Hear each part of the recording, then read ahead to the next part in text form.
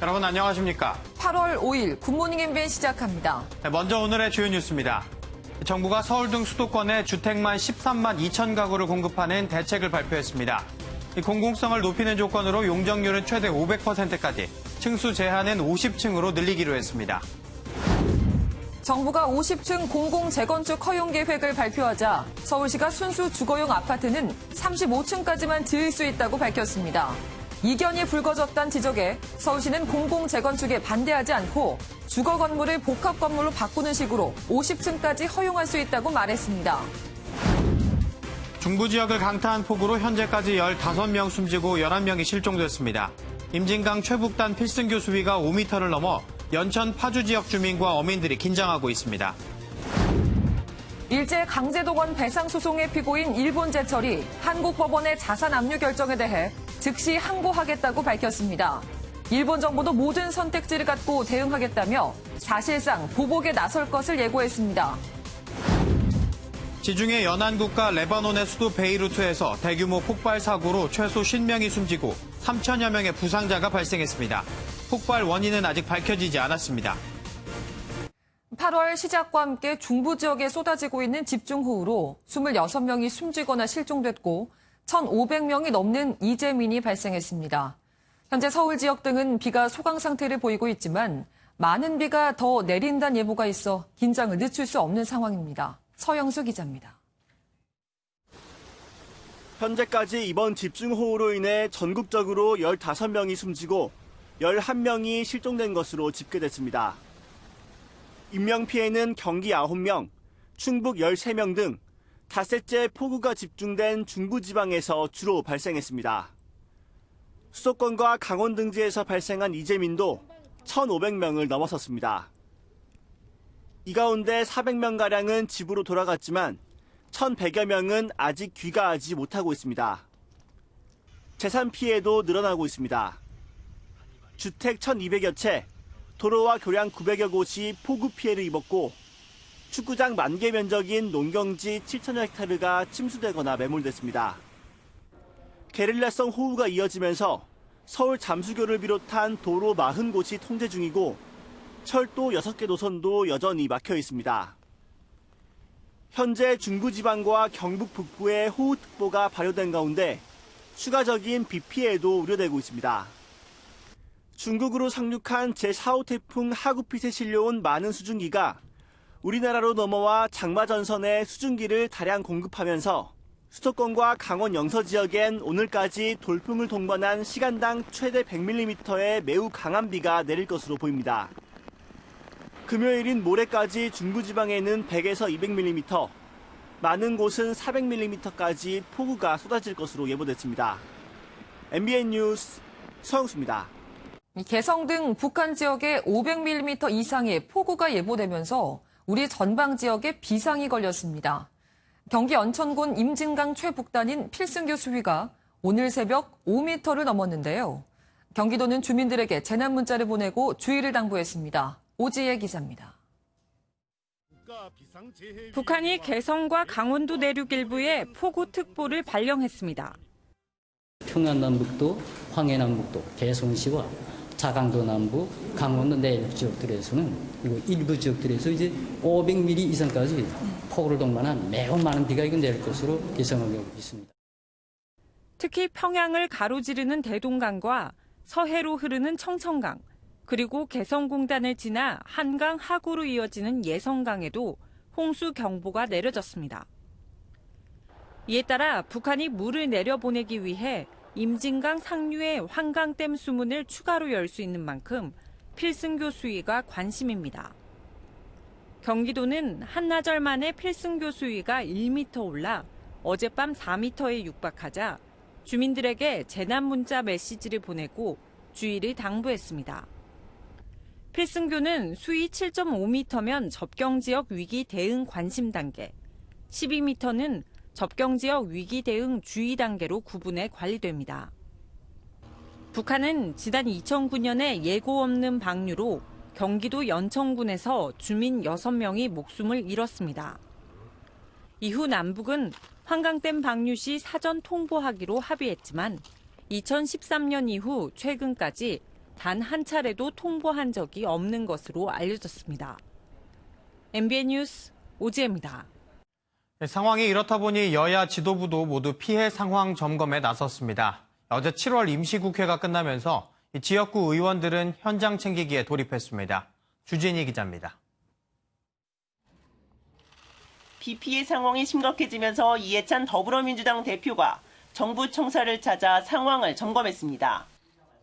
세종시에서 서울 오다 보니까 이 고속도로 쪽에 경사면에서 산사태 방지 시설을 많이 해놨는데 오히려 그 위에로 물이 막 쏟아져 나오는 그런 모습을 많이 봤습니다.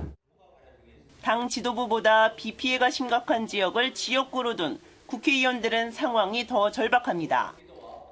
폭우로 실종자와 사망자까지 발생한 충북이 지역구인 이모선 의원은 다시 지역 상황을 살피러 내려가기로 했고, 지금 바로 지역구로 가서 피해 상황 내일 이른 아침부터 돌아볼 계획입니다. 특히 인명피해를 또 입으셨는데 오늘도 실종자가 한 분 나오셨거든요. 위험으로부터 피하기 위해서 이재민 분들이 지금. 박덕흠 의원은 다리가 침몰하고 농경지가 침수된 지역구의 피해 모습을 SNS에 올리며 대책 마련을 호소하고 있습니다. 피해가 난 지역은 특별재난지역으로 이렇게 선정을 해서 빨리 복구가 될 수 있도록 이렇게 조치를 해줬으면 좋겠다. 정부의 건의를 이렇게. 미래통합당은 그제 김종인 위원장이 한강 홍수 통제소를 방문한 데 이어 오늘은 의원 10여 명이 충북 피해 현장을 방문해 복구 활동에 힘을 보태기로 했습니다. 많은 비가 내림으로 인해 가지고서 재산 인명 피해가 많이 나고 있는 것 같습니다. 한강 수위가 어느 정도 또 증가할 것인가에 대한 우려가 매우 높은 것 같습니다. 휴가도 취소하고 업무에 복귀한 문재인 대통령은 집중호우 대응 상황 점검 회의를 긴급 주재하고 지나치다 싶을 정도의 예방과 선제 조치를 주문했습니다. MBN 뉴스 주진입니다. 어제 국회 본회의에서는 그동안 말도 많고 탈도 많았던 부동산 관련법과 공수처 후속 법안이 통과했습니다. 더불어민주당은 환호했지만 미래통합당은 자리에 앉아 표결에 참여하지 않는 행동으로 항의를 표시했습니다. 백길종 기자입니다. 국회 본회의에서 부동산 관련 법안과 공수처법 후속 법안이 통과됐습니다. 이번에 통과된 부동산 법안은 3주택자와 조정 대상 지역 2주택 소유자에 대해 종부세율을 3.2%에서 최대 6%로 높이는 게 핵심입니다. 임대차 3법 가운데 하나인 전월세 신고제도 본회의의 문턱을 넘었습니다. 계속 188인 중 찬성 186인, 반대 1인, 기권 1인으로서 종합부동산세법 일부 개정 법률안은 가결되었음을 선포합니다. 공수처 관련 3법도 통과되면서 국회의장은 공수처장 후보 추천위를 지체 없이 구성할 수 있게 되었고 공수처장을 국회 인사청문회를 거치도록 했습니다. 미래통합당은 공수처법에 헌법 소원이 제기돼 있다며 강력 반발했고 민주당은 마냥 기다릴 수 없다고 맞받았습니다. 공수처법이 위헌 결정이 난다면 공수처와 관련된 모든 법률과 규칙 또한 원천 무효가 될 수 있습니다. 1년에 헌법소원 제기된 게 3,000건이 넘습니다. 여러분 그 3,000건에 대해서 시행을 미루고 있습니까? 통합당은 쟁점 법안 표결에는 불참하면서도 자리를 끝까지 지켜 눈길을 끌었습니다. 자리에 앉아 있으면서 출석 버튼을 안 누르면 법상 퇴장과 똑같은 효과가 있기 때문에 그래서 저희들 그런 방법을 택했습니다. 본회의에서는 또 체육 지도자의 갑질을 예방하는 이른바 고최숙현법과 질병관리본부를 질병관리청으로 격상하는 개정안도 함께 통과됐습니다. MBN 뉴스 백길종입니다. 더불어민주당의 차기 지도부를 뽑는 8.29 전당대회가 20여일 앞으로 다가왔지만 흥행이 생각보다 부진하면서 내부적으로 고민이 커지고 있습니다. 그래도 후보 간 경쟁은 갈수록 치열해지고 있는데요. 어제는 김부겸 전 의원의 아내가 올린 지지 호소가 화제가 됐습니다. 조창훈 기자입니다. 지난 주말 더불어민주당 차기 지도부를 뽑기 위해 열린 대구 대의원대회. 당대표 후보들이 연단에 올라서지만 객석은 텅 비어 있습니다. 빼곡히 모인 지지자들이 후보의 이름을 연호하던 2년 전 모습과는 대조적입니다. 여당 안팎에선 코로나19의 이른바 이낙연 대세론까지 더해지며 20여일밖에 남지 않은 전당대회 흥행 실패 우려가 나옵니다. 다만 전대 분위기와 달리 후보들 간 물밑 경쟁은 치열합니다. 대세론이 나오는 이낙연 의원은 한 인터뷰에서 사람 생각이란 건 변할 수도 있다. 항상 조심해야 한다며 몸을 낮췄습니다. 김부겸 전 의원의 아내는 김 전 의원의 SNS에 신혼여행 때 찍은 사진과 함께 장문의 글을 올렸습니다. 반일 종족주의의 저자인 이영훈 교수가 자신의 오빠라 안 좋은 말이 떠돈다며 김 전 의원이 걸어온 길을 봐달라고 호소했습니다. 박주민 후보는 활력 있고 현장성 있게 당을 길게 끌고 갈 적임자는 자신이라며 세대교체론을 앞세우고 있습니다. 민주당은 최고위원 후보들을 대상으로 예능 형식의 합동 토론회를 여는 등 흥행 방안을 고심 중입니다. 이해찬 대표 역시 이번 주말 광주 전남 대의원대회부터 직접 참석해 지역별 현안을 챙기며 전당대회 띄우기에 나설 계획입니다. MBN 뉴스 조창훈입니다. 충북 청주에서 외국인 7명이 코로나19 확진 판정을 받았습니다. 이 가운데 일부 확진자가 300명이 넘게 모인 종교 행사에 참석했던 것으로 드러나 지역사회 확산 우려가 커지고 있습니다. 김도형 기자입니다. 충북 청주에서 우즈베키스탄 국적의 외국인 6명이 코로나19에 감염됐습니다. 이틀 전 우즈베키스탄 국적의 외국인 2명이 확진 판정을 받은 데 이어 이들의 밀접 접촉자 4명까지 양성 판정을 받았습니다. 세네갈에서 입국한 40대까지 포함하면 청주 외국인 확진자는 모두 7명입니다. 당국은 추가로 확진 판정을 받은 4명을 청주의료원과 충북대병원에 입원시키고 동선 파악에 나섰습니다. 앞서 감염된 우즈베키스탄인 2명은 증상 발현 전후로 온천, 당구장 등 사람이 많이 모이는 장소를 다수 방문한 것으로 확인됐습니다. 특히 지난달 31일에는 300여 명이 넘는 이슬람 종교 행사도 참석하면서 당국이 긴장하고 있습니다.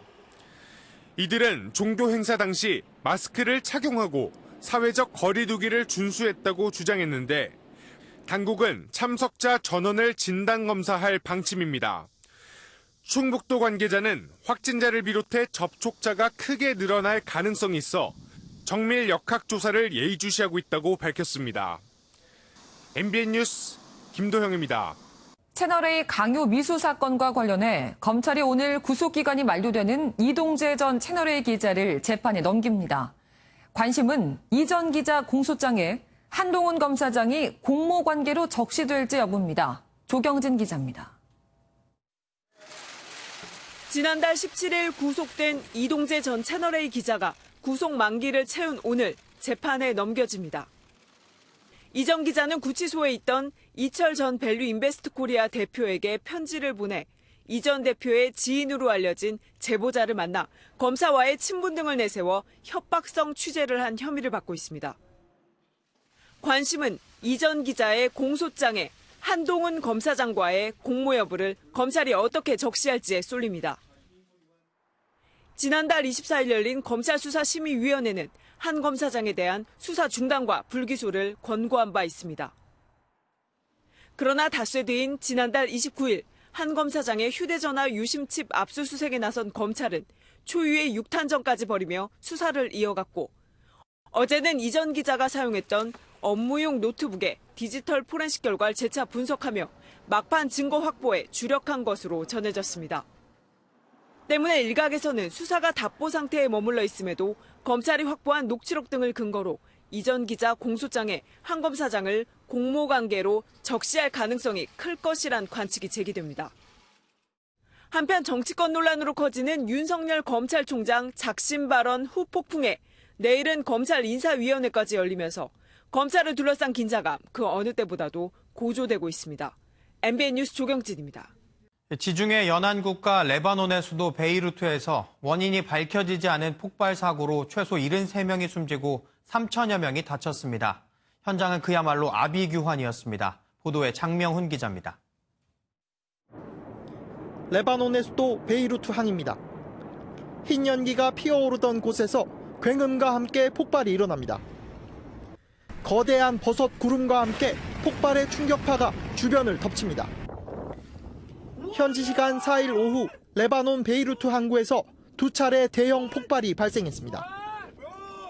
But it was massive. It's like a volcano. So it was something that I never experienced in my life. And the sound, the smoke, and the what do you call it? 주변의 건물은 형체를 알아볼 수 없을 정도로 부서졌고 차량의 유리창은 산산조각 났습니다. 레바논 보건부는 이번 폭발로 지금까지 73명이 숨졌고 3,700명이 다쳤다고 밝혔습니다. 현지 언론들은 사고 현장이 수습되면서 사상자는 더 늘어날 수 있다고 보도했습니다. 하산 디아브 레바논 총리는 이날을 애도의 날로 선포하고 폭발 원인 규명을 약속했습니다. ما حصل اليوم لن يمر من دون حساب. سيدفع المسؤولون عن هذه الكارثة الثمن. هذا وعد للشهداء. 레바논 안보 책임자인 아바스 이브라임은 몇 년 전부터 보관된 물질이 있는 것 같다며 폭발성 물질을 현장에서 압수했다고 전했습니다.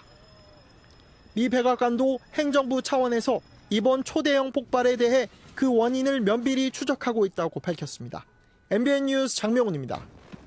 집중호우로 한강 둔치 곳곳에 물이 들이차면서 일부는 폐쇄되기도 했죠. 그런데 과거와 달리 한강 둔치에 자리하고 있는 편의점들의 피해가 거의 없다고 합니다. 피해를 줄인 비결들을 이혁근 기자가 취재했습니다. 한강 수위가 높아지면서 긴급 폐쇄된 서울 반포 나들목. 농구 코트의 의자까지 한강공원 곳곳이 물에 잠겼습니다. 그런데 편의점들은 예외입니다. 바닥에 붙어있던 편의점이 물이 들어오자 자동으로 떠오른 겁니다. 건물이 위아래로 움직이도록 설계됐기 때문입니다. 물이 차면은 자동으로 물 그 수위만큼 올라가게 돼 있어요. 한 50cm 정도 떴더라고요. 밑바닥에 밀폐된 공간을 만들어 최고 12m까지 떠오를 수 있고 쇠기둥이 박혀 있어 떠내려가지도 않습니다. 한강변 부양식 편의점들은 강물이 넘칠 것에 대비해 건물이 물에 뜰 수 있도록 고정장치를 풀어놓은 상태입니다. 이번 집중호우로 인명사고가 발생한 도림천 주변. 어느 때보다 긴장감이 감돕니다. 상황실에선 작은 위험이라도 즉시 차단 시스템을 가동합니다. 주민들의 신속한 대피를 위해 원격으로 이뤄집니다. 하천 수위가 상승하고 있으니 도림천을 이용하는 주민께서는 즉시 안전한 지역으로 이동하시기 바랍니다. 다른 구청들도 원격 차단 시스템 도입을 확대해 추가 피해를 막는다는 방침입니다. MBN 뉴스 이혁근입니다. 침체된 극장가에 조금씩 활기가 돌고 있습니다. 시원한 웃음으로 무장한 코믹 액션 영화들이 잇따라 개봉해 눈길을 끌고 있습니다. 이동훈 기자입니다.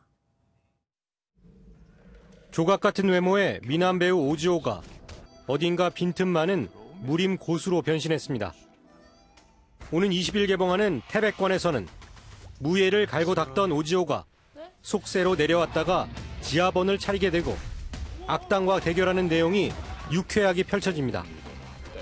기상천외한 웃음과 함께 수준 높은 무술 장면도 감상할 수 있습니다. 액션을 진짜 너무 하고 싶어가지고 올 초부터 몸을 만들기 시작해서 되게 준비를 많이 했는데 진짜 우연의 일치인지는 잘 모르겠는데 전작도 마찬 액션이었고. 오는 12일 개봉하는 오케이 마담은 엄정화와 박성웅이 부부로서 환상 호흡을 선보입니다. 테러리스트와 함께 하와이로 향하는 비행기를 타게 된 부부의 좌충우돌 활약상이 그려집니다. 영화 국제수사는 필리핀으로 떠난 형사의 모험을 담았습니다. 범죄 조직에 휘말려 살인 용의자가 된 곽도원이 누명을 벗기 위해 현지 가이드이자 고향 후배인 김대명과 함께 수사에 나섭니다. 산에서 속세로 내려와 지압사가 된 무림 고수. 난생 처음 해외여행을 떠나게 된 부부와 강력팀 형사. 신나는 코미디 영화 3편이 극장가에 활기를 불어넣을 예정입니다. MBN 뉴스 이동훈입니다. 말 한마디 없이 표정만 봐도 생각을 알 것 같은 고양이 한 마리가 인기입니다. 표정 연기가 압권이라고 하네요. 뾰로통한 표정이 단단히 환한 것 같은 이 고양이. 미국의 일대 인상파 고양이였는데요. 이 인상파 계보를 이어갈 새 고양이가 등장했습니다. 바로 이 회색 고양인데 사진 한 장이 모든 걸 말해주는 것 같죠? 바라보는 이에 대한 평가를 이미 마친 듯한 표정. 입양을 위해 보호소에서 찍어 올린 사진입니다. 표정과는 달리 실제로는 활발한 애교쟁이라는데 새 주인의 품에서 편안히 잠든 걸 보니 행복할 날만 남은 것 같네요. 푸르게 빛나는 바다와 부드러운 모래사장이 펼쳐진 남한의 섬. 요즘 같은 때 이런 곳에서의 휴가 상상하는 분들 많으시죠? 하지만 이런 경우라면 얘기가 좀 달라질 것 같네요. 바다와 모래사장, 수풀이 적당히 어우러진 태평양의 한 무인도. 그런데 가까이 가보니 모래사장에 뭔가 쓰여 있는데요. SOS, 구조 신호입니다. 소형 선박에 탔던 미크로네시아 남성 3명이 길을 잃고 연료도 떨어져 이 작은 섬에 갇히고 만 건데요. 이들은 백사장에 커다란 SOS를 써두곤 임시거처까지 지어 차분히 사흘을 기다렸다고 합니다. 그리고 마치 영화의 한 장면처럼 근처를 지나던 미 공군과 호주군에 의해 발견됐는데 다행히 건강은 양호한 상태였다고 하네요. 바다에서 길을 잃는 건 사람만이 아니죠. 브라질의 한 해변에서는 뭔가가 누운 채 발견됐습니다. 하얀 모래밭 위에 누운 커다란 검은 형체. 다름 아닌 새끼 혹등고래인데요. 어쩐 일인지 해변까지 왔다가 물이 얕아 옴짝달싹 못하게 된 겁니다. 모두가 영차 힘을 합친 결과 마침내 고래는 에메랄드빛 바다에 들어가 헤엄치기 시작하고 사람들은 환호합니다. 하지만 고마움을 표시하고 싶었던 건지 좀처럼 사람들 곁을 떠나지 못하는 어린 고래. 구조대원들이 나서서 좀 더 깊은 바다로 인도해줬다는데 인간과 자연의 이상적인 공존, 바로 이런 게 아닐까요? 오늘도 긴장의 끈을 놓을 수가 없습니다. 비가 잠시 소강 상태를 보이는 곳도 계속해서 주의하셔야 합니다. 태풍 하구핏은 중국 상해 부근에 상륙을 하면서 열대 저압보로 약화되었는데요. 여기에 동반된 수증기가 정체전선에 유입이 되면서 비구름을 강하게 발달시키겠습니다. 오늘도 수도권과 영서 지역에서는 시간당 50에서 100mm, 일부 지역에서는 무려 120mm 이상의 물폭탄이 단시간에 쏟아지겠습니다. 우선 오늘은 비가 중부지방에서만 오겠고요. 내일과 모레는 전국으로 확대될 텐데요.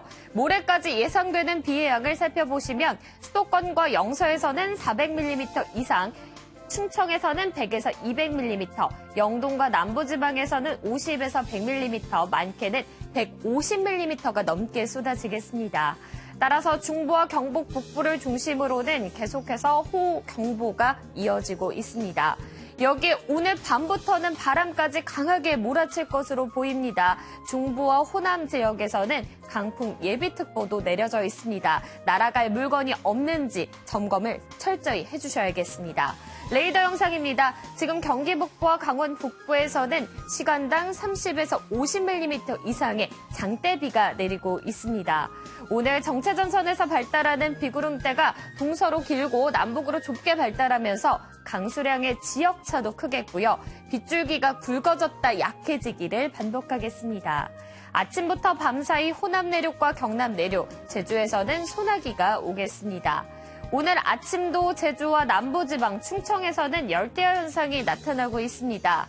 이들 지역에서는 폭염특보가 발효 중인 가운데 낮 기온도 33도 이상 올라 덥겠습니다. 대구 34도, 안동과 창원은 30도, 전주 33도, 광주는 32도가 되겠고요. 서울은 28도까지 오르겠습니다. 중부지방의 장맛비는 이달 중순까지도 길게 이어질 전망입니다. 날씨였습니다.